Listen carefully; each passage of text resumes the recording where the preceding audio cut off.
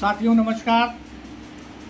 साथियों, आज आपसे जो मुलाकात हो रही है ये बहुत ही पावन और पवित्र महीने में हो रही है। पहली बात तो भगवान शंकर का महीना चल रहा है। सोमवार इस महीने के बहुत ही पवित्र माने जा रहे हैं। सावन में अभी एक सोमवार और बाकी है जिसमें आप सभी साथी लोग भगवान शिव की आराधना करें। और एक सबसे बड़ी बात और है कि लोकतांत्रिक पर्व मनाने के लिए ये महीना अगस्त का बहुत ही मुकद्दस और पवित्र महीना है। ये एक ऐसा महीना है अगस्त का जिसमें एक तो सावन भी पड़ रहा है।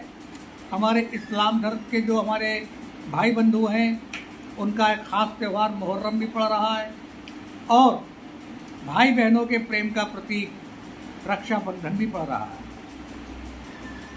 भाई बहनों के प्रेम का प्रतीक रक्षाबंधन और देश प्रेम का प्रतीक स्वतंत्रता दिवस। जी हाँ साथियों, इस बार पूरा देश मना रहा है आज़ादी का अमृतोत्सव। अमृतोत्सव माने कि आज हमारे मुल्क को आज़ाद हुए 75 साल पूरे हो गए। इन 75 सालों में मैं और ज़िलों का हाल नहीं बता सकता, लेकिन अधिकांश ज़िलों में जो घटना एक घटी है, दुखद घटना, खासकर हमारे जनपद सीतापुर में ये पहला ऐसा लोकतांत्रिक पर्व 15 अगस्त है कि जिसमें हमारे ज़िले सीतापुर में एक भी स्वतंत्रता संग्राम सेनानी हमें आशीर्वाद देने के लिए 15 अगस्त को मौजूद नहीं था।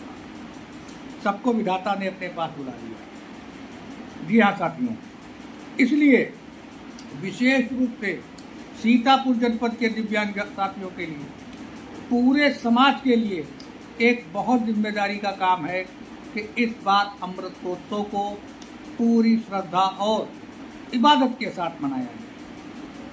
साथियों, विकलांग साथी ट्रस्ट हमेशा एक इस बात का प्रयास करता है कि सभी प्रकार के कार्यक्रमों में, चाहे वो धार्मिक हो, चाहे सामाजिक हो, चाहे लोकतांत्रिक हो, अपनी हिस्सेदारी और अपनी रहनुमाई हर जगह पेश करें। इसी क्रम में मैं समाज के सभी दिव्यांगजनों से एक प्रार्थना करता हूं कि इस बार जैसा कि सरकार ने भी निवेदन किया है, आदेशात्मक स्वर में निवेदन किया है कि हिंदुस्तान की 1.5 अरब की आबादी, हर एक व्यक्ति की एक जिम्मेदारी हो कि वो इस बार 11 अगस्त से 17 अगस्त तक एक पखवाड़ा मनाए आज़ादी का, और इस पखवाड़े में हम सब लोगों के घरों पर तिरंगा लहराना चाहिए।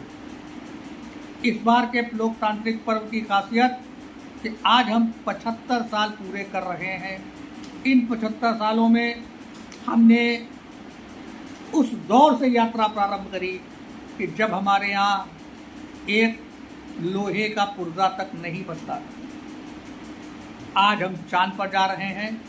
आज हमने पूरे विश्वव्यापी जो बीमारी आई, कोरोना महामारी, हमने आज उसका भी सामना किया।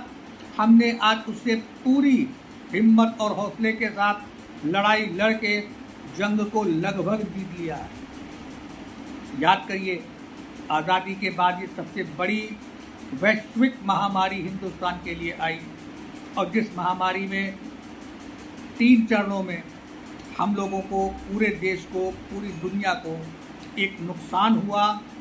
और पहले दौर की महामारी में स्थिति को हम लोग समझ ही नहीं पाए, काबू नहीं कर पाए। उस दौर में हम लोगों को कोरोना के बारे में केवल एक इतना पता था कि ये एक छुआछूत की बीमारी है, इन्फेक्शन फैलने की बीमारी है। हमने आज उस पर न केवल विजय प्राप्त की, बल्कि अन्य मुल्कों को भी कोरोना से लड़ने की औषधि प्रदान की। साथियों, एक बात हम आपसे और कहना चाह रहे हैं कि जिस तरह से कोरोना महामारी से लड़के हम लोग जीत के एक सफल नागरिक पूरी दुनिया के सामने एक नज़ीर बन के हुए हैं, उसी तरह से अभी हमें एक सबसे बड़ी लड़ाई और लड़नी है। वो लड़ाई है सामाजिक लड़ाई। वो लड़ाई है जो एक आपसी मतभेद, धार्मिक उन्माद, चाहे वो हिंदू मुसलमान का हो या किसी अन्य जात बिरादरी का हो, आज हमको उससे लड़ने की जरूरत है। इसके लिए हम सभी लोगों को अपने अपने धर्मों का तो सम्मान करना ही है, साथ ही साथ हमको दूसरे के धर्म का भी सम्मान करना चाहिए। ऐसा नहीं है कि अगर हम कांवड़ यात्रा निकाल रहे हैं, हमको उसका जोश है, हम पूरी इबादत के साथ निकालते हैं और ये मेरा अधिकार है, मगर इसके साथ अगर मुहर्रम का मातमी जुलूस भी निकलना है तो उसमें भी हमको पूरी अकीदत के साथ, पूरे सम्मान के साथ सर झुका करके उसकी भी हिफाजत करने का बीड़ा लेना चाहिए। अगर हम ऐसा नहीं कर रहे हैं तो यकीनन ये बहुत ही खराब बात है। हम अपने अमर सेनानियों को सही अर्थों में श्रद्धांजलि नहीं दे पा रहे। आज हमारे देश में एक समस्या क्षेत्रवाद की है। जो पूरब के लोग हैं वो पश्चिम के लोगों को पसंद नहीं कर रहे, जो उत्तर के लोग हैं वो दक्षिण के लोग को पसंद नहीं कर रहे। ये क्षेत्रवाद कहाँ से आया? इस क्षेत्रवाद का अर्थ क्या है? क्या जब आज़ादी की बात हो रही थी, आज़ादी के परवाने अपनी अपनी जान दे रहे थे, क्या उस वक़्त कलकत्ता के जतिन दास जैसे सेनानियों ने ये कभी सोचा था कि हम पूरब के रहने वाले हैं, हमको पश्चिम में या उत्तर में सम्मान नहीं मिलेगा? उस सेनानी ने अपने पूरे जोश के साथ केवल इस बात का ध्यान करके कि कहीं हम शरीर से कमज़ोर ना पड़ जाएं, कहीं अंग्रेज़ों के सामने हम अपने देश के राज न उगल दें, उस जतिन दास ने अपने ही दांतों से अपनी ज़बान काट ली। क्या कभी सोचा?